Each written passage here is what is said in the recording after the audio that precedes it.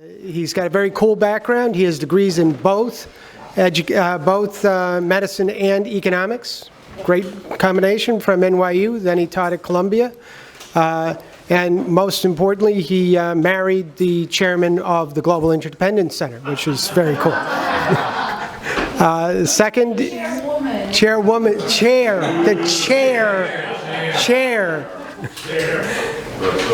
And following him will be Pierce Nelson. Pierce also has a very cool background in that he went to Georgia State. I went to Georgia Tech, and we neither went to that other Georgia school that we don't talk about. Then he was at Wharton, which Global Interdependence Center is based in Philadelphia, so we like that. He also was at Columbia, so they have that in common. And he is the Senior Vice President of Communications at the CDC Foundation. So I'm going to let Andy go first, and then Pierce will follow, and then we'll, not really questions, discussion, debate, stuff. Okay. I'm going to use these. I'm going to use the numeric one, it's just easier. You have two handouts. One of them you can put aside. It's an article from JAMA that's about long COVID. We'll talk about that in a second. First handout was going to be slides, but since we don't have slides, you can follow along with the handout. What I wanted to do was talk about a couple of things tonight. One is the Delta variant, because it's on people's minds.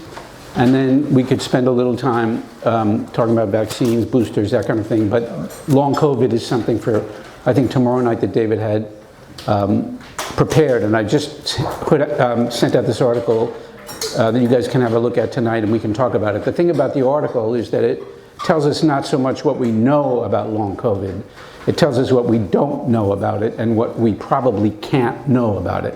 And that has to do with some of the methodology. We can get into that. So, if we're going to understand, so tonight's a little, you can put aside your economics ideas. Tonight is a science lesson, okay? This is biology, and it's really just about, if we're going to understand what the Delta variant is, we've got to understand a little bit about this virus, and that's really what this is about. So that first slide that you have, that first piece of paper is just a picture of the virus. It's what you've seen in a gazillion different publications. It's just this round thing. It's got a membrane on it that's made out of lipids, and it's got these little red things sticking out of it. And those are those things that you've heard of called spike proteins. The curious thing about this thing is that it's not quite a living thing. A virus is not alive the way we're alive, in the sense that what distinguishes everybody in this room from the chair that you're sitting on is that you can take energy from your environment, and you can use that energy to make high energy phosphate bonds, and you can use those to do all kinds of neat metabolic things, including reproducing yourselves. This virus has no ability to do any of that. Can't make high energy phosphate bonds, can't reproduce. All it is a membrane and a set of instructions. And it's inert in the sense that by itself it can't do anything. The only way this virus can do anything is getting inside a living cell and taking over the mechanisms of that cell to do the things that it needs to do in order to reproduce. Because it can't do it by itself. All it is a set of instructions. Now, on the outside of that virus are these spike proteins, and you've heard a lot about those. And if you turn to the next slide, it's a blown up picture of one of those spike proteins. And what you can see in the structure of that is this is a very large protein. It's made up of 1,200 and some on amino acids. Amino acids are just the building blocks of a protein. It's got two different subunits in it. That top part has a part at the very, very top called the receptor binding domain. That's the part of this spike protein whose job it is to attach to our lung cells or other cells in the body. You can also see that there are other parts of this thing, like the stalk on the bottom, the hip, the knee. That allows this thing, when it's embedded into the surface of the virus, to move around. It flops around. And the reason that's important is when it gets to see a cell, it's looking for those receptors. And if it were rigid and it attacked that cell, it could only get to the receptor that's right in front of it. Because it can flop around, these spike proteins can find other receptors in the near neighborhood. That receptor binding domain is responsible for attaching to a receptor on our cells. And that's what the structure of this is about. Now you're also going to see on that structure a bunch of these brown things that are called glycans. That hides this protein from our immune system. The more glycans that are on it, the harder it is for our immune system to see it. So there are times when this spike protein will create mutations that will attract glycans to it, making it harder for us to see it. In addition to that, there are all other areas of the spike protein that can change with mutations. Substitutions of one amino acid for another amino acid. It doesn't change the whole spike protein, but it changes it just enough to sometimes make it a little bit more effective at what it does. And that's what we're going to get into when we get to this Delta variant. So the next slide essentially blows up what happens when that spike protein sits on the surface of one of our cells. On the left-hand panel, you've got those spike protein receptor binding domains in blue that attach to those purple receptors on our cells. The thing on the bottom is a cell in our body, the thing on the top is the virus. Now, cleverly, the virus is designed to take advantage of everything that our cells can do. One of the things that our cells can do is it has on the surface of it an enzyme. That enzyme is called TMPRSS. You see it down there, it's called TMPRSS2. And what that enzyme will do is it will actually cleave part of that receptor binding domain.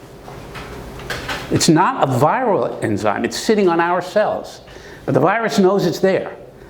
And when it cleaves part of the receptor binding domain, it opens it up and it allows these amino acids on the right-hand side to connect directly to the membrane of the cell, open it up, and inject the virus into the cell. That's how that works. It's not simply that it's attaching to this receptor, it's that there is an enzyme in our living cells that facilitate entry of the virus into the cell. The next slide then tells you what happens. So this slide is interesting because it tells you through the whole life cycle of the cell. The virus, sorry. You've got a virus attaching to the surface of the cell. This isn't drawn to scale because the viruses are really tiny relative to the cell. And you've got that TMPRSS enzyme that cuts the spike protein receptor binding domain and allows the thing to be injected. Now this virus is inside your cell. And the first thing that it does is it takes over the mechanisms that the cell uses to read DNA, only in this case it's the RNA of the virus. And it reads, the cell's own mechanisms, reads that RNA and starts producing the proteins that are in those instructions.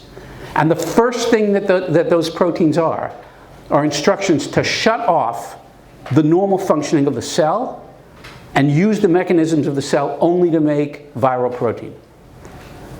So the cell normally takes all kinds of messages out of its nucleus, it sends it into the rest of the cell to make proteins. That's how the cell sort of keeps doing what it's supposed to do. The first proteins that are encoded by this virus, their job is to shut that off and then commandeer all of those mechanisms only to make more virus. And that's what it does. And that makes more virus, more virus, more virus. And it gets to the point where the viruses are ready now. They're all completely made. A new membrane is formed.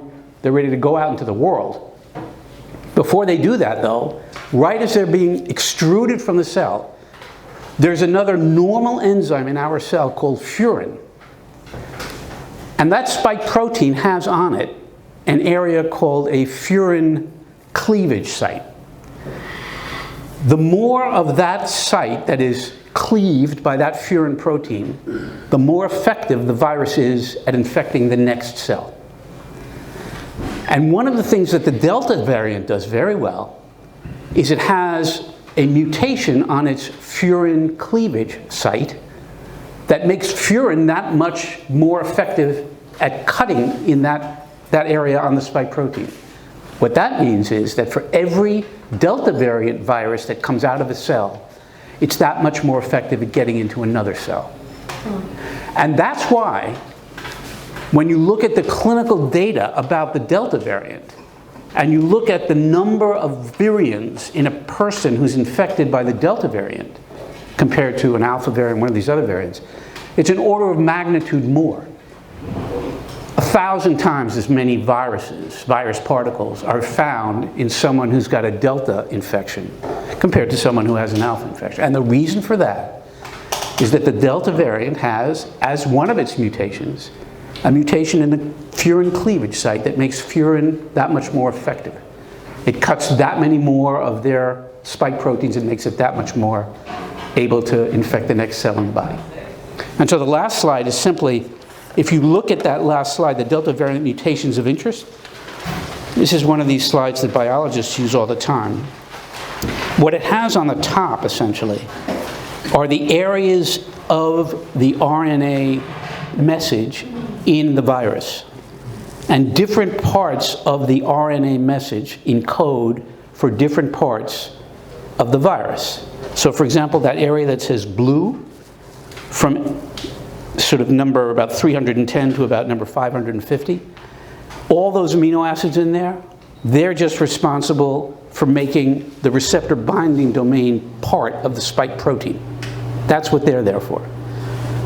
Things to the left of that make other parts of the spike protein. Things to the right of it make other parts of the virus. On the bottom, it shows you all the different mutations that the Delta variant has relative to the other variants. And you'll see under the receptor binding domain area, there is a K417N, an L452R, a T478K. Those are all separate, distinct mutations in that area of the spike protein that the Delta variant has developed. And some of them make them more easily attached to the ACE receptor. Some of them make it harder for our antibodies to find it.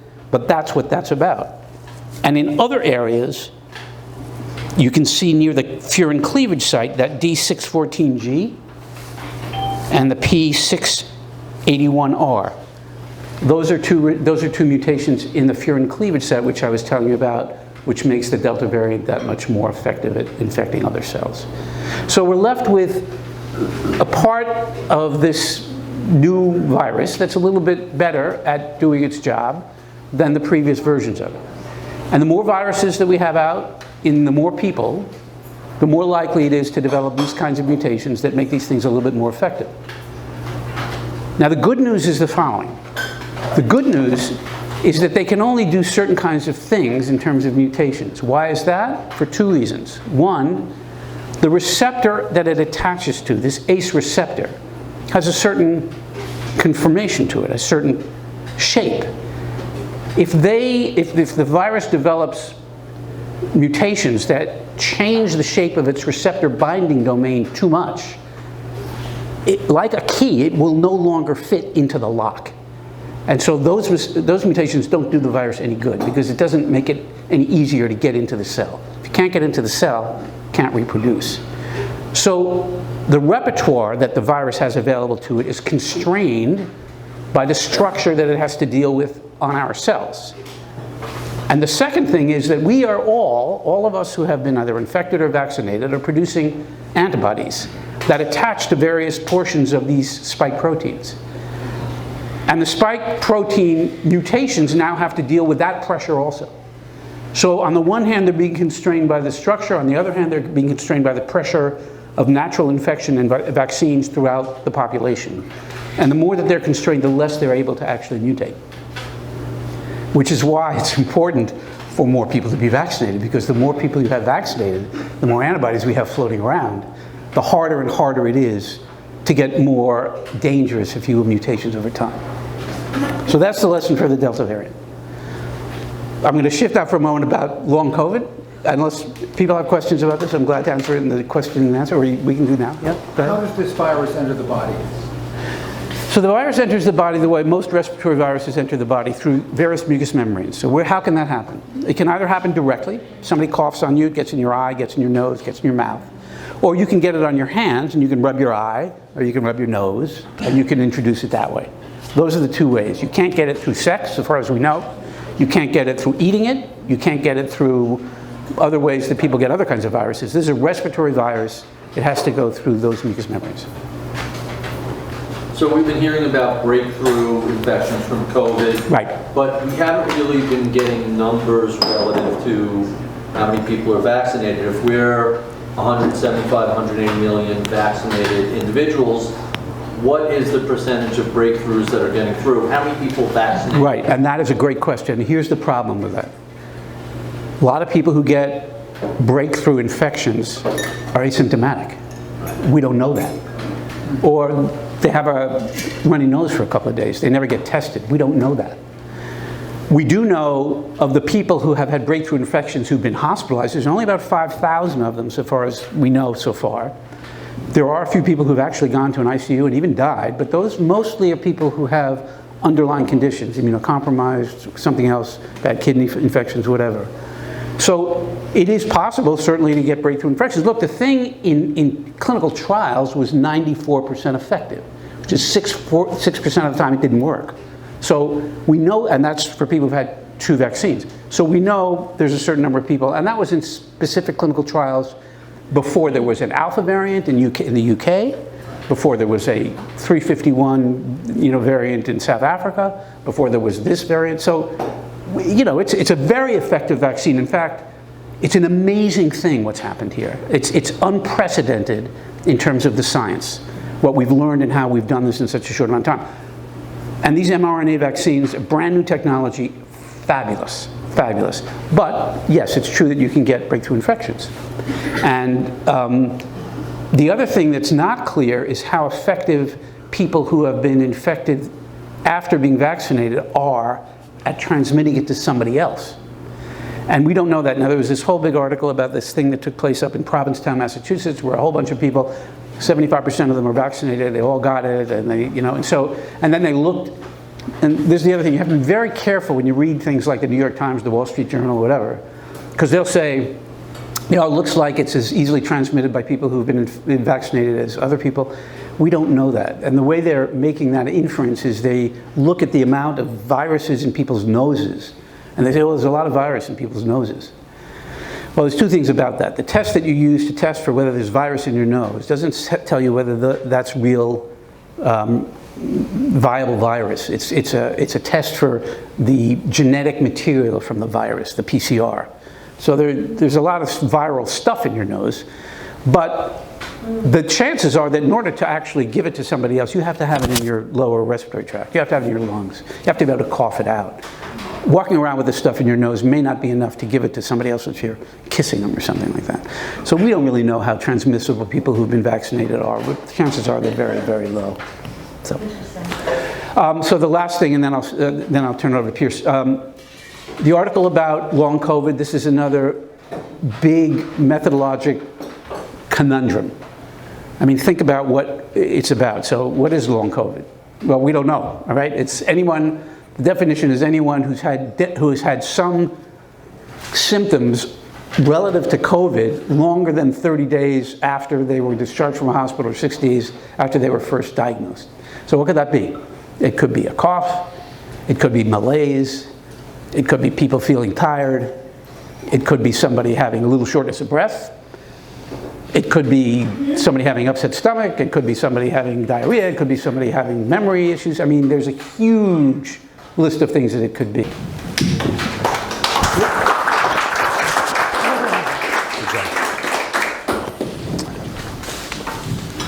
Well, thanks, Andy. And one of the caveats I was going to give tonight is that I'm not an epidemiologist, and so it's great having you here, being able to talk this through in such detail, and so thank you for that. And David, thank you for having me this year. I got to know David when I worked for the Federal Reserve Bank of Atlanta. I was there for 15 years, and I got to know David then, and he started telling me about Camp Kotok, and it's great to be here, so thank you. And it's great to be here with Bob Eisenbeis as well. Bob was my boss at the Federal Reserve, and it's good to be here with him. My current boss actually was here a few years ago as well. Her name is Dr. Judy Monroe, and she was here at the time talking about Zika and the work that CDC and the CDC Foundation, where I work, what we were doing together in U.S. territories, working to battle Zika there and working with the people there. So this evening I want to talk a little bit about the work that we've been doing at the CDC Foundation. So I'll give you a little bit of background on the CDC Foundation, who we are and what we do. I'll talk about this interesting development that happens during emergency responses as far as how funding is available. Then I'll talk a little bit about some of the work that we've been doing in this response, and then I'll close with just a few words about public health and our public health system and the future of public health as well. So the CDC Foundation was created by Congress back in the 1990s, and we were created as a way really to extend CDC's life-saving work, and we do that through public-private partnerships.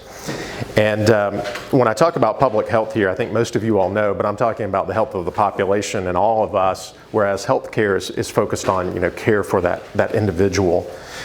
The CDC Foundation was based on really the experiences of some previous CDC directors, and just show of hands here, has anyone heard of Bill Foege?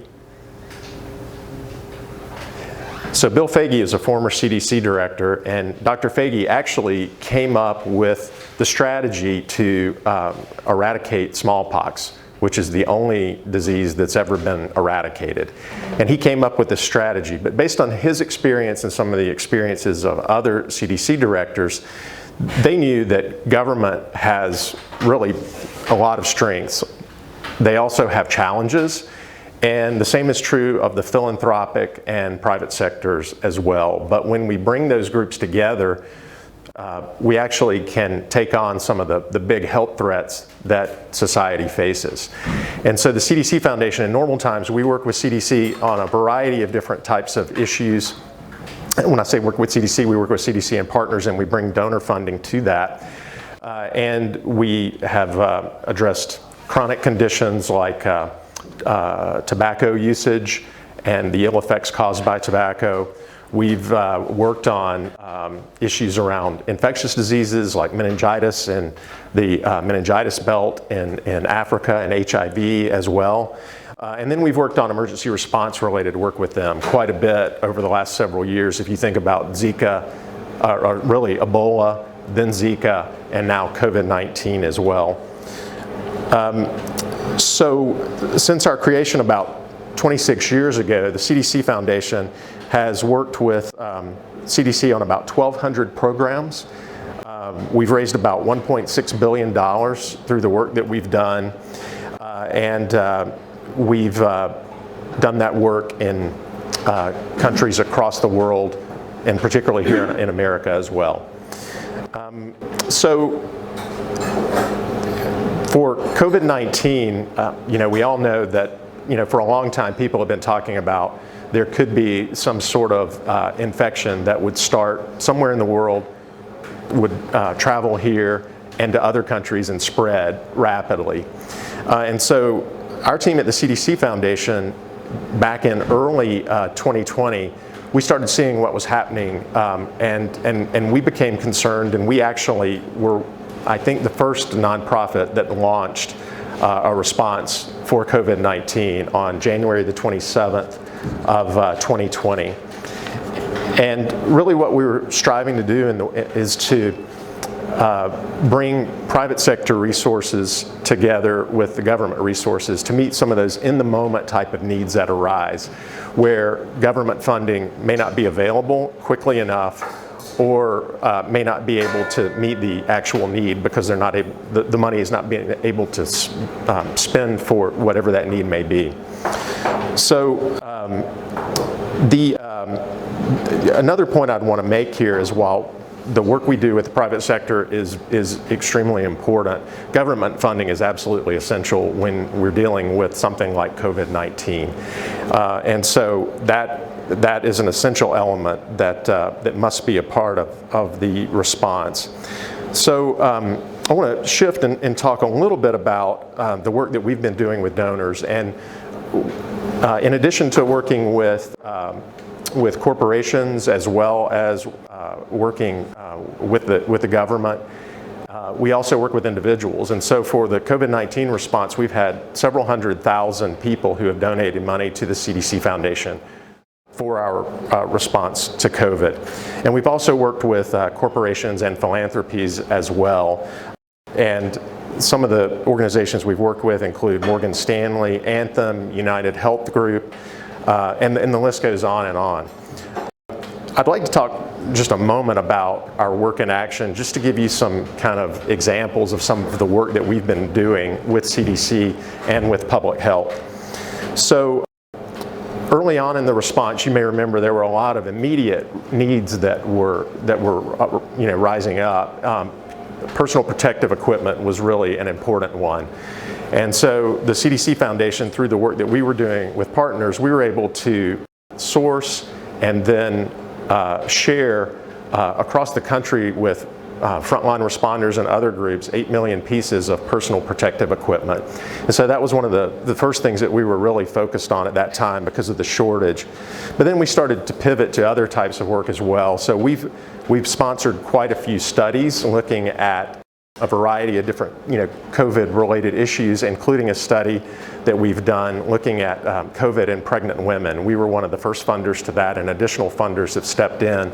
And that's really a great thing when we're able to provide some support through the generosity of our donors that then can bring in other funders to kind of get the ball rolling on something like that. Another thing that I'll mention is public health departments. It's been a challenging time, as we all know, for public health departments throughout the country. And so the CDC Foundation, some of the work that we've done is working directly with public health departments, bringing together both public and private sector support to hire some of those folks who are needed to meet the needs on the ground. So this includes everyone from epidemiologists to lab technicians to communicators, just depending on whatever the need may be. And so we've hired about 1,000 people that we've placed throughout the country, and we're in the process of hiring another 2,000 to help bolster public health departments, both for the COVID response, but then also for longer term as well, to help support the public health system. And I'll come back and cover that in just a moment as part of the COVID pandemic. And that's based on a variety of different factors. One is communities of color, for instance, not being able to have access to the health care that they may need, or having pre-existing conditions, or also being maybe working more in frontline types of jobs that put them at greater risk for COVID. And so we've worked on quite a few health equity related projects, about 130 or so projects that we've worked on around the country, focused on various issues that would be helpful. And then the last thing I'll mention is we do quite a bit of global work as well. We've done in-the-moment type of work on COVID, and a recent example of that in India. I think you all probably read about the rise in cases that they had back in April and May, some of the really dire situations they were having there. And we worked with CDC as well as with folks on the ground in country, and we shipped over 170 of the really large oxygen containers that we were able to get in very quickly to help address some of the needs there. So I'll close out by talking a little bit about the public health system and the future of the public health system. As I said earlier, it's been a challenging time for public health at the federal, state, and local levels overall. And there's really been sort of a convergence, I think, of a number of different factors that have come into play here. There's been this rapidly evolving pandemic, the worst in 100 years. There have been a really polarized political environment that's created quite a few challenges as well.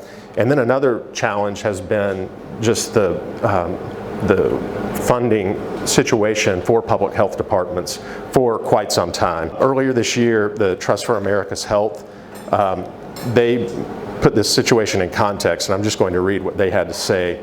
Under-resourced, understaffed, and overburdened health agencies responded to a major pandemic with inadequate systems, and the country's long-standing failure to invest in disease prevention, address the root causes of poor health, and promote health equity made the nation less resilient. Their report goes on to talk a little bit about the funding situation in public health departments. And the country spends each year about $3.8 trillion in 2019 spent about $3.8 trillion and on healthcare, and about 2.6% of that actually went toward public health and prevention, the smallest share since the year 2000. So another challenge that the health departments have been through as well is that their employment is also down.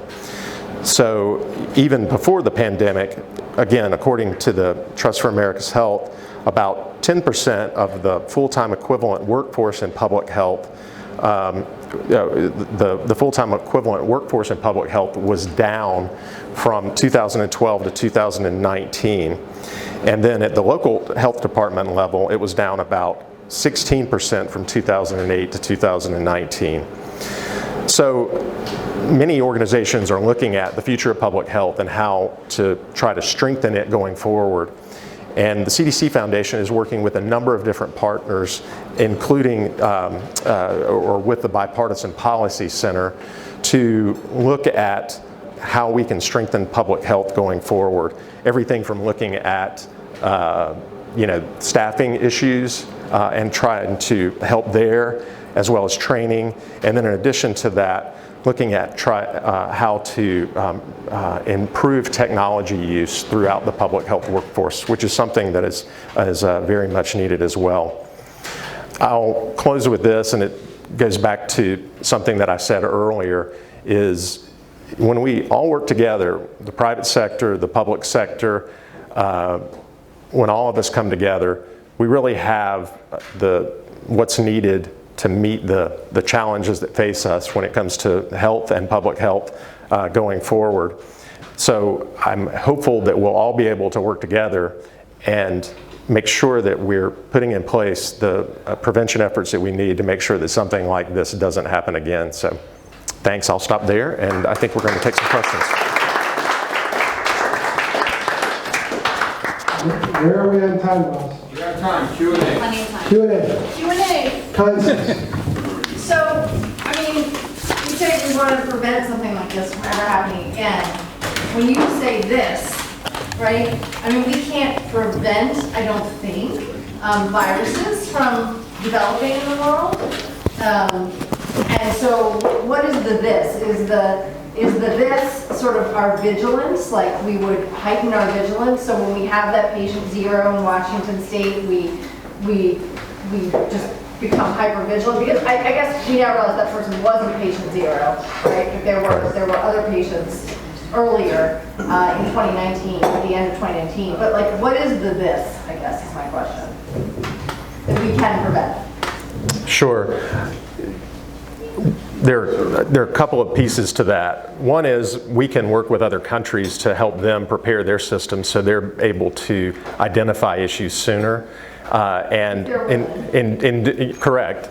So it's important to have that partnership where other countries are working, including the United States. It will be working with those countries to help them prepare to respond, and then and hopefully catch things earlier.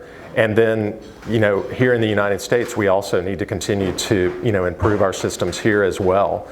And through that, we may not be able to prevent these, viruses from starting in the first place, but hopefully we can stop them before they cause the damage that they have.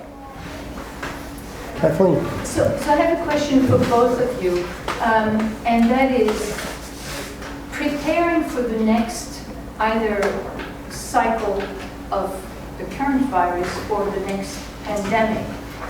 Could you, Piers, tell us what the foundation could put in place very specifically? And Andy, could you please tell us what a health system has to put in place? Yeah, I think, my point is that I don't think any one organization is going to be able to put in place what's needed for this. It's going to be a combination of the government at the national level, working with the states, working with the public health authorities, working with the private sector, bringing all these groups together to address this situation and really kind of have the will to move us forward. I mean, I think businesses have seen just how difficult and damaging this has been as well. And I think they can be a powerful voice, moving forward to work with these other groups that I've mentioned to try and make a difference. So that would be my response. And I mentioned one of the examples in my remarks about the work that we're doing with the Bipartisan Policy Center. That's just one example. Some other things that we're trying to do are working on staffing issues in the state and local health departments, trying to work with them to bring more staff to those departments, and then also on other issues related to training and things like that. And I agree a lot with what Teresa said. There are a couple of things that we know that didn't go well this time around that would have to go well better next time around.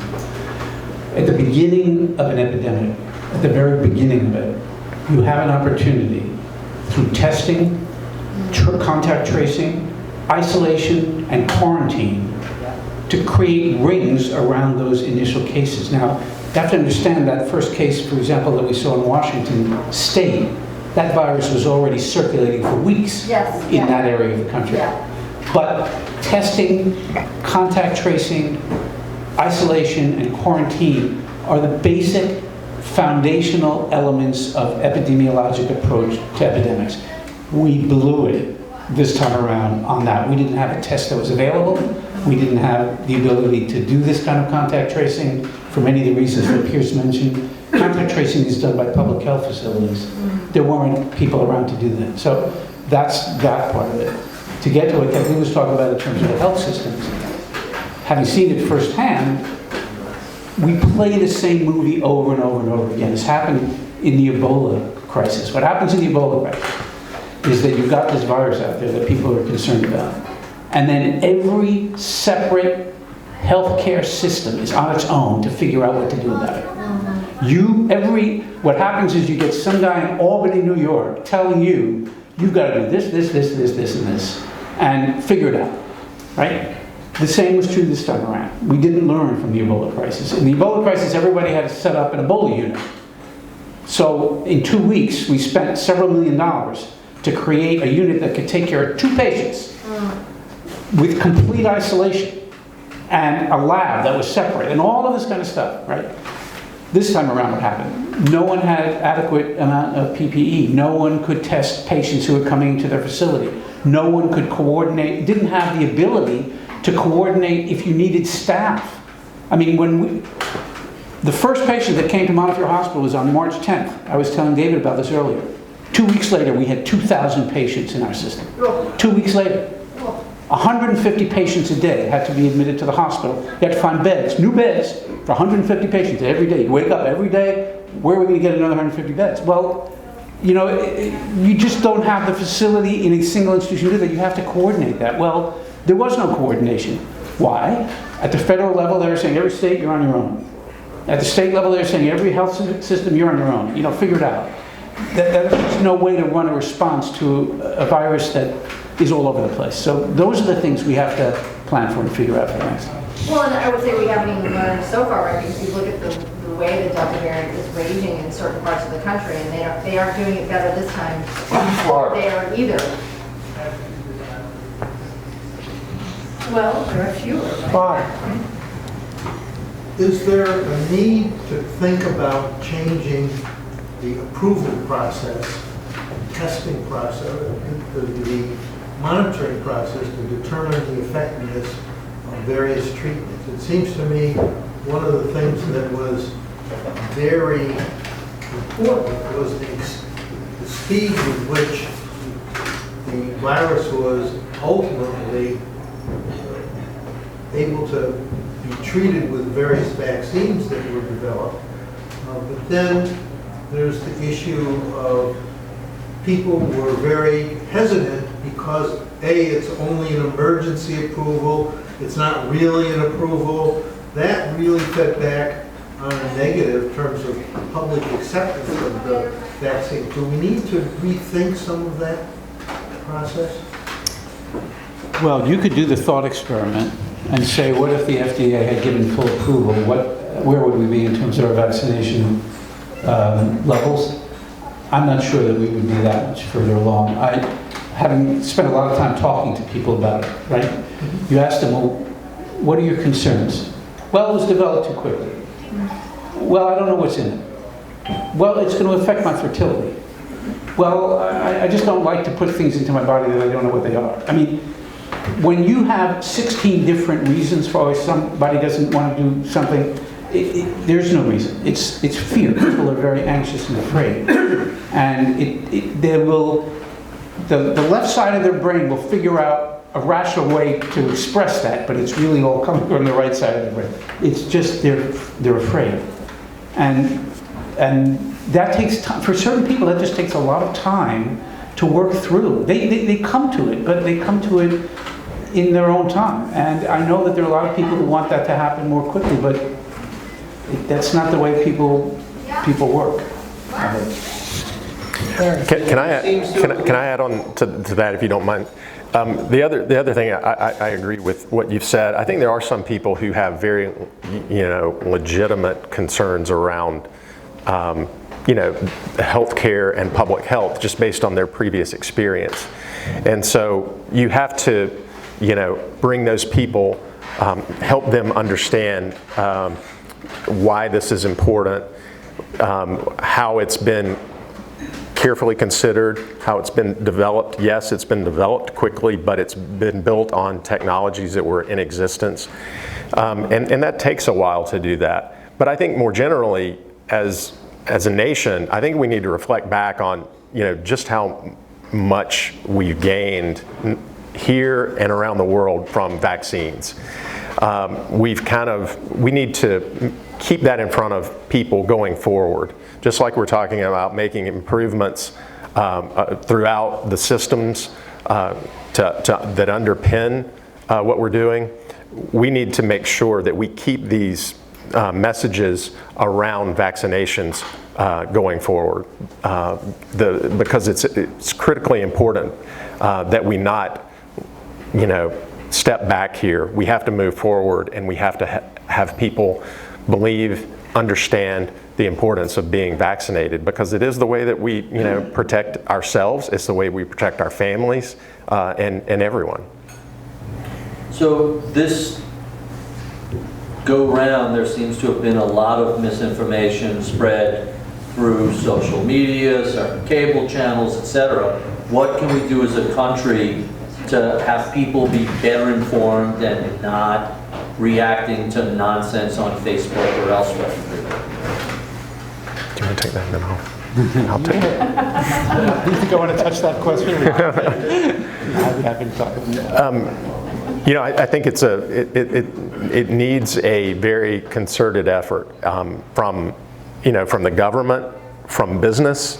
One of the things that we've worked on that I didn't mention, I was trying to abbreviate a lot of my remarks, but we've worked with a group that we put together with the Business Roundtable, the Ad Council, the De Beaumont Foundation, and the Robert Wood Johnson Foundation. It's called the Health Action Alliance. And part of the reason that we created that is it's focused on working with businesses to try to give them information that they can use to educate their employees. And you may say, well, what difference would that make? Well, one of the things that, research has shown is that people trust their employers more than they trust, in many instances, the government. And so we've tried to use businesses to get out trusted information that employers can take and use with their employees. And we've also talked with them about other things that they may, consider as part of those efforts. I mean, for instance, if you have other employees who are able to talk about their experiences with vaccines, that can be, useful to people who may be, trying to make that decision about whether or not they want to be vaccinated. So I think that's one example of how we can move forward. But it's extremely challenging. We have a very fragmented way that people get information now. It's not that they listen to the 5 o'clock news and that's what they're getting. They're getting information from everywhere. Did you want to add that? Pierce, you made it sound like there was equal opportunity screwing of public health by both Democrats and Republicans in the White House. How do you change that tenor to get increased funding?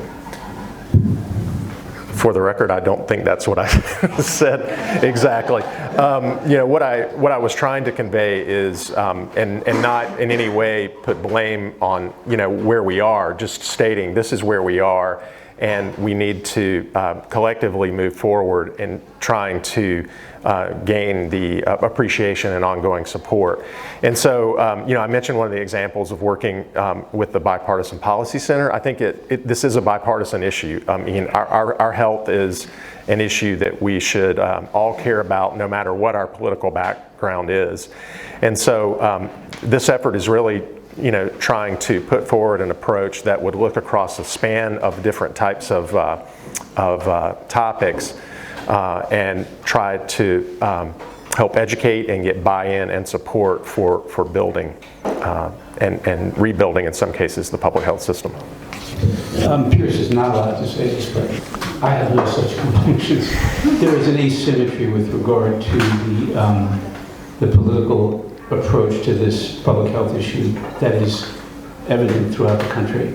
And my apologies to Bruce in the corner, but there's no question that there is some real politicization of this, and it's very strange. I have to say, I spent many, many years as a pediatrician, and I find this baffling also. And I would talk to parents all the time about giving their kids vaccines, right?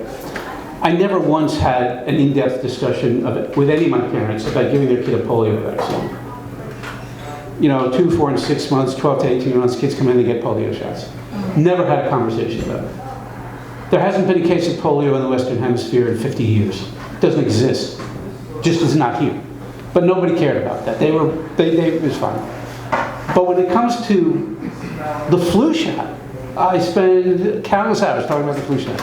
Don't ask me why. The flu kills 35,000 people a year in this country. Every year, like clockwork. People die from the flu. And yet somehow to convince somebody to give their kid a flu shot is a big deal. Well, COVID is like that, just more so. And it's baffling. It's baffling, but we can all do better in terms of messaging, and we can all do better in terms of trying to understand people's concerns and fears and help people get to the right place in this. Because it's important, as Pierce said, not just for the people we're vaccinating, but for everybody around them. And that's how we're going to get through it. David, final question. Thank you. For Andy and for Pierce, who is working with public health organizations around the country, and Andy, you have a hospital system. Sarasota Memorial Hospital, we are now short 400 or 500 nurses. When we opened the Venice and the new cancer center, 900 nurses. We've had to pay up to bring 30 nurses from the Philippines because we don't have enough. We are losing healthcare professional staff faster than they can be replaced. And my understanding is that it's nationwide. You have your institution. I suspect you see that. You talk about staffing, and we are millions of healthcare workers, a growing shortage in the United States, and it's getting worse every day. And we have a political system that doesn't want to talk. Doesn't want to do anything about it. I live in Florida. We have a person dying of COVID every 7 minutes, a Florida resident, and we have a State Department of Health, which is a sham and a farce, because Bolsonaro is our governor. Now, I'll go on the record. I'll do everything I can to destroy his political career, because he kills people. But he also removes the staff of the entire healthcare system. You mentioned staffing. Where do we go with staffing? Where do you go where do you go in a public health system in a county or a city? How do we get this staff? Yeah. Well, so, right, that's a question for everybody else in the room. You guys are the economists here, right? So when you're talking about giving you have to attract somebody to do a job that is dangerous, that is unpleasant, that is hard, and that you need a lot of training for it.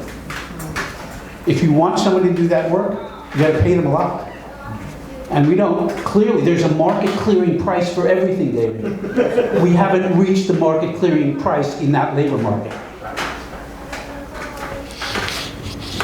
I would say from a public health perspective, I do think the administration is focused on,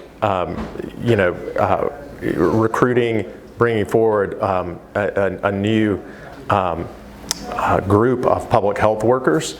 I think that's great. I think the challenge that I would just mention more broadly for public health is we've had these cycles where we have a crisis and money comes in and then it sort of leaves, and then we get to another crisis and money comes in, and then we go back down to the lower levels. So I think from a public health perspective, it's sustaining that investment going forward that's really key, and that's from prevention, preparedness type of issues, but it's also from a staffing perspective as well, and a public health workforce perspective. You have given us a lot of food for thought. Now we have to have a lot of something. So a GIC thanks for two excellent speakers. Thank you.